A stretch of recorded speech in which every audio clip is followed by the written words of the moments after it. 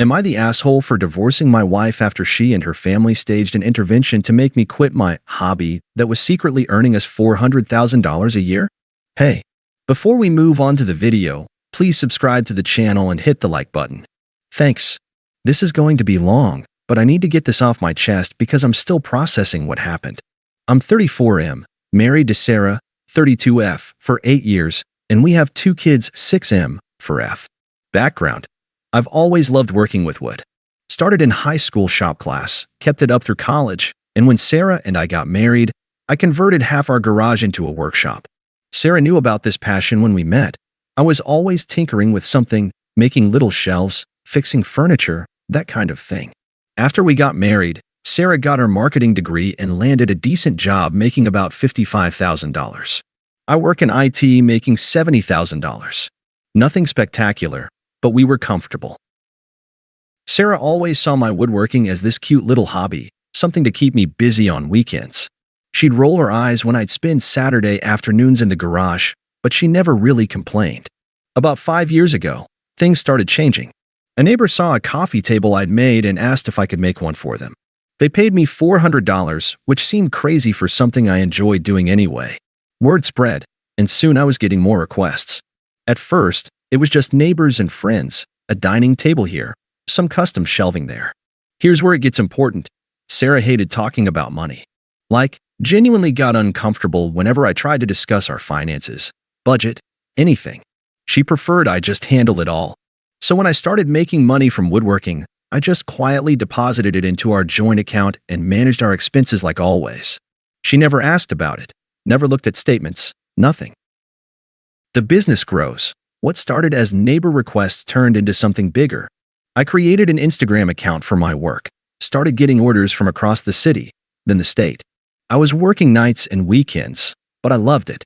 Each piece was custom, high-end stuff, live-edge dining tables, custom kitchen islands, built-in entertainment centers.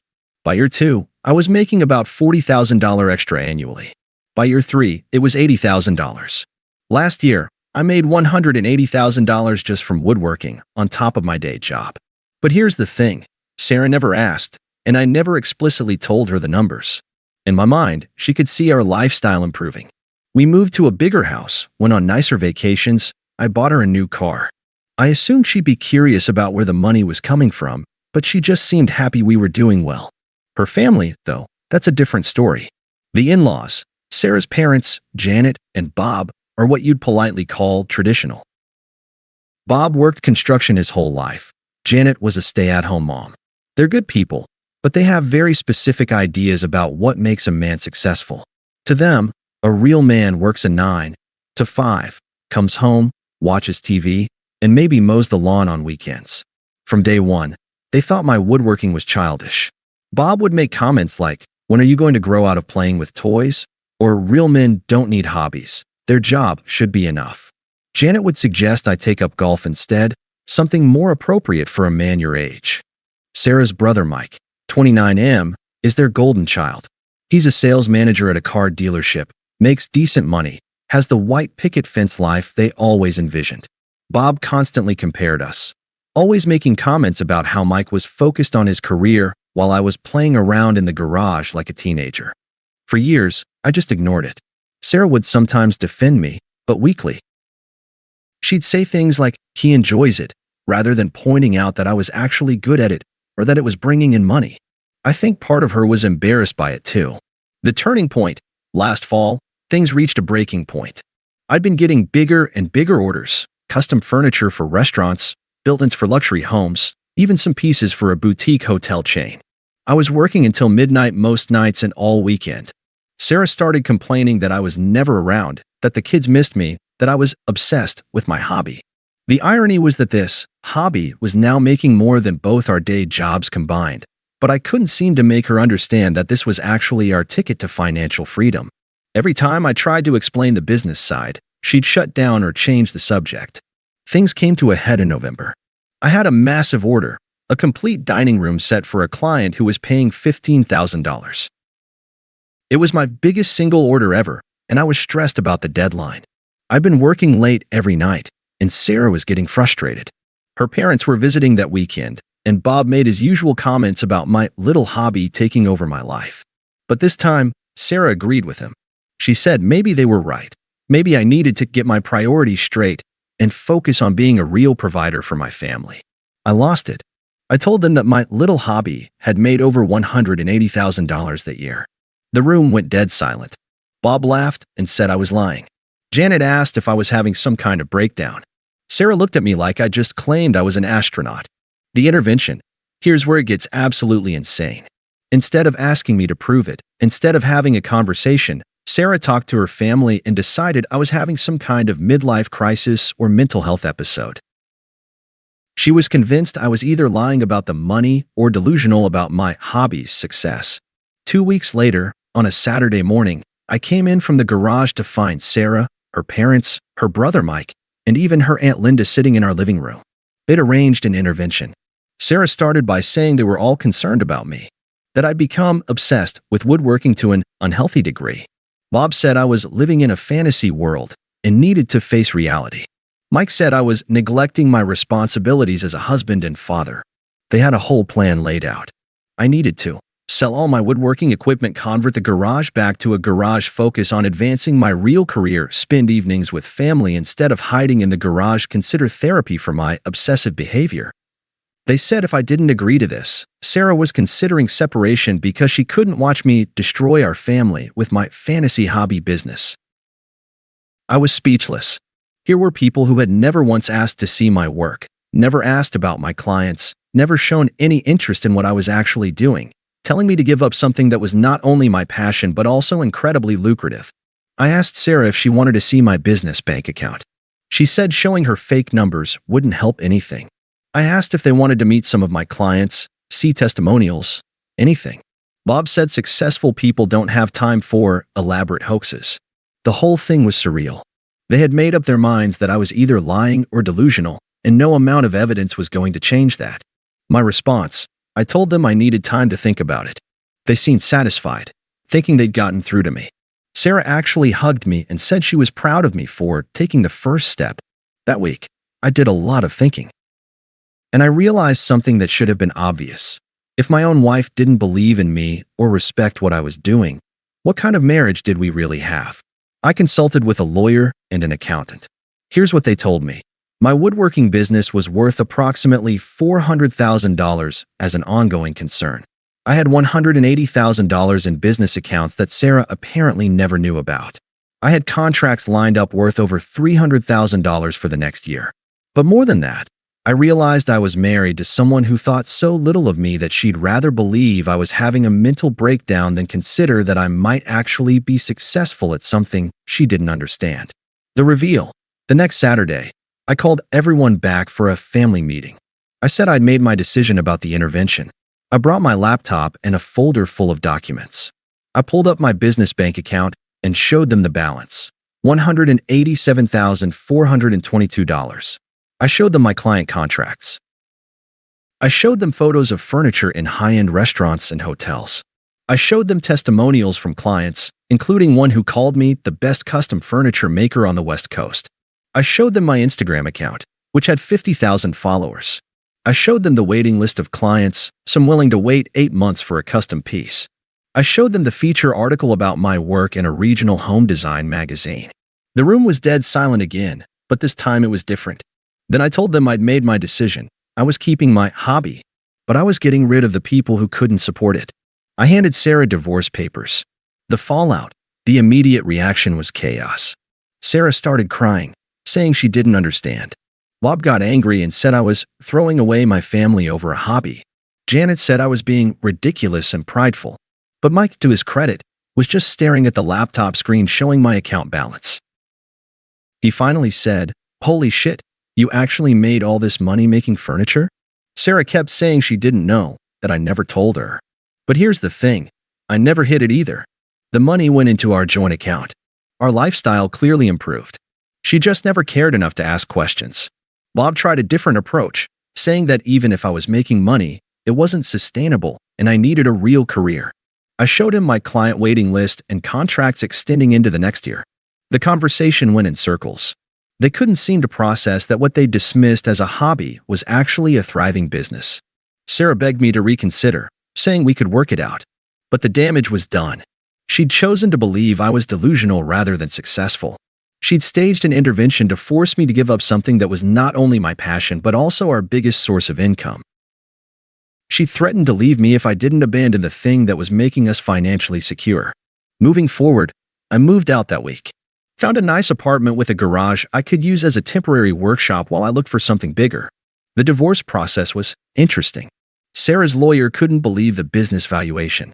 Turns out, when you're divorcing someone with a $400,000 business they didn't know about, it complicates things. Sarah tried to claim half the business, but here's where her years of financial disinterest came back to bite her. I had documentation showing that she'd never been involved in the business, never contributed to it, and had actively opposed it. Her own family members had to testify that she'd always called it a hobby and had wanted me to stop. The judge was fascinated by the case. He actually asked to see photos of my work during one hearing. He said it was unusual to see someone build such a successful business while their spouse remained completely unaware of its value. In the end, I kept the business and most of the assets I'd built through it. Sarah got the house, which I'd been paying the mortgage on with woodworking money and standard custody arrangements. Life after. It's been 8 months since I moved out, and honestly, I've never been happier. Without having to hide my work or deal with constant criticism, my business has exploded. I rented a proper workshop space and hired an assistant. I'm booked solid for the next 14 months, and I've had to turn down work. I'm making more money than I ever imagined possible doing something I absolutely love. I bought a house with an amazing workshop space. When I have the kids on weekends, they love helping me with simple projects, something Sarah never let them do because she thought the garage was too dangerous. I've started dating someone new, Amanda, who's an interior designer. When I told her about my work on our second date, her eyes lit up. She asked to see my portfolio, visited my workshop, and even referred some clients to me. The difference in how she reacts to my passion versus how Sarah did is night and day. The aftermath. Here's where it gets really interesting. About 3 months ago, Sarah's financial situation apparently got tight. Turns out, when you lose the spouse who was secretly contributing an extra $180,000 plus per year to the household, budgets get strained. She called and asked if we could talk about reconciliation. When I declined, she started asking about business opportunities and whether I needed help with marketing my work. Bob called me last month. Apparently, he'd been bragging to his construction buddies about his son-in-law's furniture business, conveniently forgetting he'd called it a waste of time for years. One of his friends wants a custom dining table and asked Bob to connect him with me. Bob wanted to know if there was some kind of family discount or if he could get a finder's fee. Mike has been the most direct. He called 2 weeks ago saying he'd always believed in my vision and wondering if I needed a sales manager for the business. This is the same guy who, 8 months ago, said I needed to grow up and focus on real work. Janet sent a Facebook message saying she was proud of how successful I'd become and asking if I could make a custom kitchen island for them. She suggested I could consider it an early Christmas gift for the family. The most surreal part was Sarah's call last week. She said she'd been thinking about everything and realized she'd made a mistake. She said she wanted to support my dreams and thought we could build something together.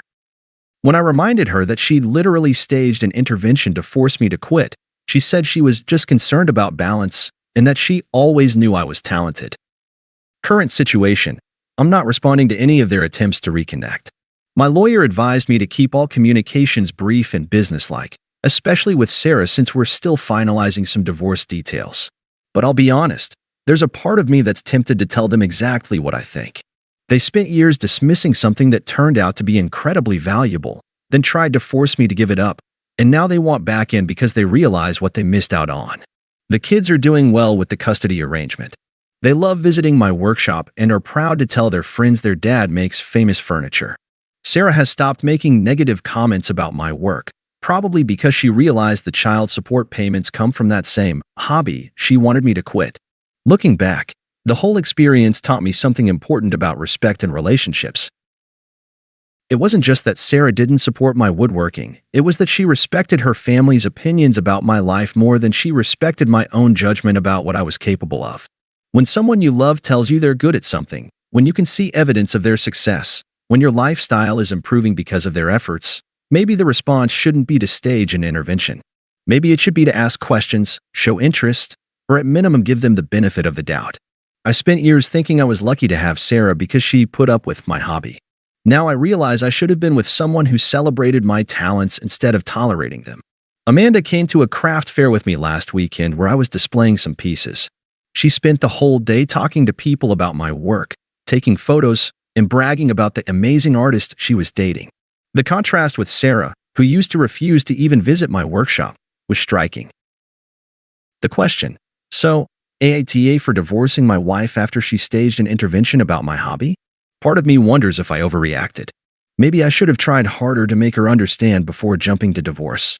Maybe the intervention came from a place of genuine concern, even if it was misguided.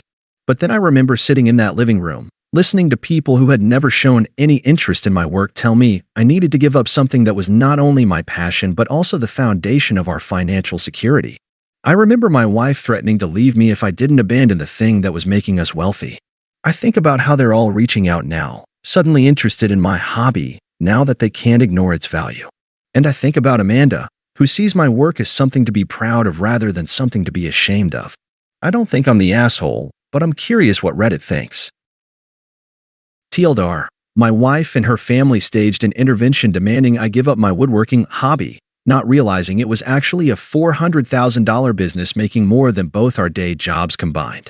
When I proved them wrong, I divorced her instead of giving up my passion. Now they all want back in my life. AITA? Edit.